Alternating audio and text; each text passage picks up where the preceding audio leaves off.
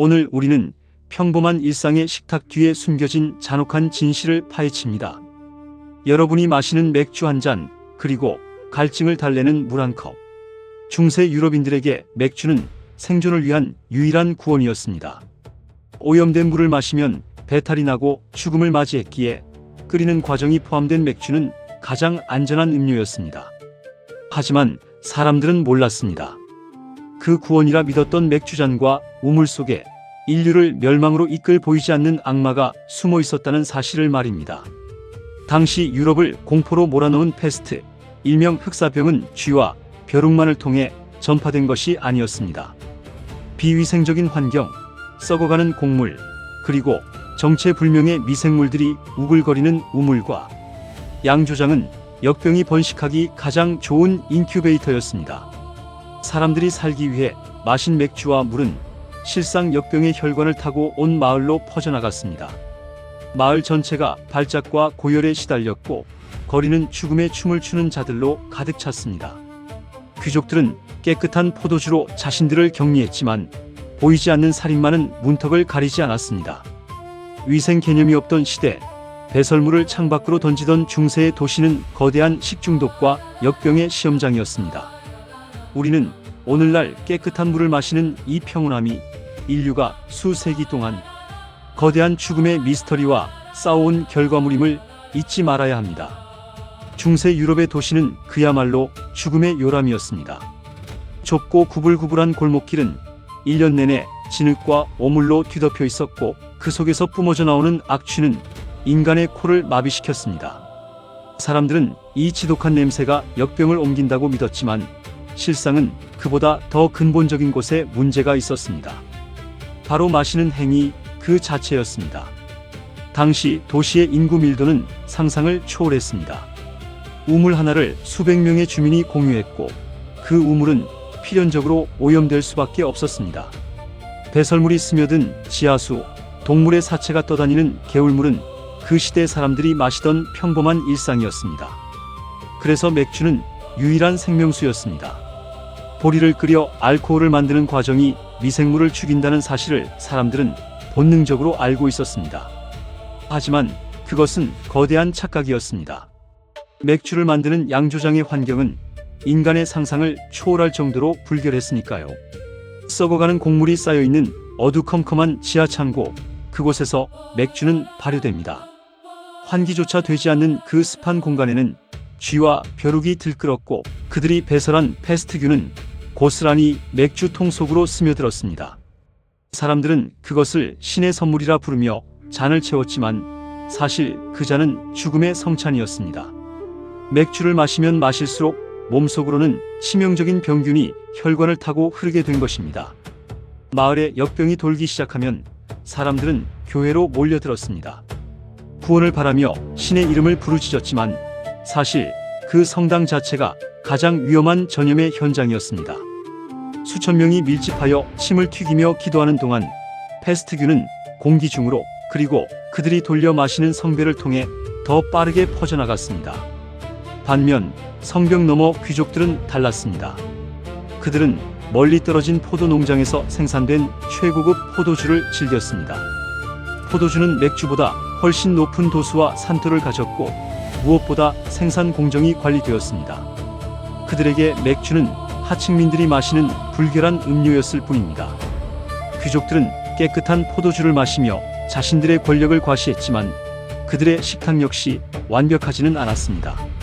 성벽 안의 화려한 연회장에서도 알 수 없는 고열에 시달리며 쓰러지는 귀족들이 속출했습니다. 위생의 개념이 없던 그 시대, 식탁 위는 결국 부자와 빈자 모두에게 똑같이 죽음의 복불복 게임을 강요하는 전장이었습니다. 우리는 역사 속의 사건들을 흔히 거창한 전략과 정치적 결정으로만 해석하려 합니다. 하지만 인류를 뒤흔든 진정한 위기는 항상 밥상 위에서 시작되었습니다. 식량은 생존의 수단이었지만 그 식량이 오염되는 순간 문명은 스스로를 파괴하는 도구로 돌변했습니다. 보이지 않는 미생물은 인간의 탐욕과 무지를 비웃으며 곰팡이 핀 곡물 속에서 번성했고 인간은 그 처참한 결과를 신의 징벌이라 치부하며 억울한 희생만을 반복했습니다. 오늘날 우리가 마시는 깨끗한 물 한 잔, 그리고 엄격하게 관리되는 맥주 한 잔이 얼마나 거대한 문명의 발전 위에 세워진 기적인지 이 어두운 기록을 통해 뼈저리게 느껴야 합니다. 이러한 참혹한 기록들은 단순히 과거의 회상이 아닙니다.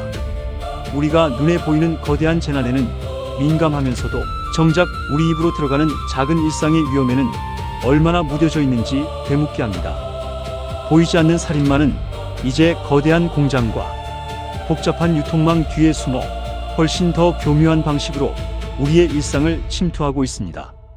14탄을 통해 우리는 맥주와 패스트가 빚어낸 지옥도를 보았습니다. 하지만 이는 빙산의 일각일 뿐입니다. 이제 우리는 그 공포를 넘어 굶주림이라는 더 잔혹한 현실이 어떻게 인류의 운명을 바꿨는지 확인해야 합니다. 중세의 거리에는 언제나 썩은 냄새가 진동했습니다. 맥주 양조장 근처는 더했습니다. 곡물의 껍질이 쌓여 곰팡이가 피고 그 곰팡이 핀 곡물을 갈아 다시 맥주를 빚었습니다. 그 맥주를 마신 사람들은 환각에 빠지거나 배를 움켜쥐고 쓰러졌습니다. 패스트가 휩쓸고 간 자리는 시신으로 가득했지만 그보다 먼저 사람들을 무기력하게 만든 것은 바로 식탁 위의 오염이었습니다. 당시 사람들은 이것을 신의 형벌이라 믿었습니다. 회개하면 나을 것이라 생각하며 성당으로 모여들었지만 사람이 모일수록 전염병은 더 빠르게 번져나갔습니다. 좁은 골목길마다 죽음의 그림자가 드리웠고 가족끼리도 서로를 멀리해야 하는 비극이 일상이 되었습니다. 물이 귀했던 시절 맥주는 가장 대중적인 음료였기에 그 파급력은 상상을 초월했습니다. 한 마을이 맥주를 마시고 단체로 정신착란을 일으키거나 집단 식중독으로 쓰러지는 일은 드물지 않은 광경이었습니다. 우리는 역사 속의 사건들을 거창하게만 바라봅니다. 하지만 가장 무서운 살인마는 멀리 있는 것이 아니었습니다. 바로 우리가 마시고 먹는 것, 가장 사소한 일상의 습관 속에 죽음은 공생하고 있었습니다. 보이지 않는 미생물은 인간의 무지를 비웃으며 번성했고 인류는 그 속에서 처절하게 몸부림쳤습니다.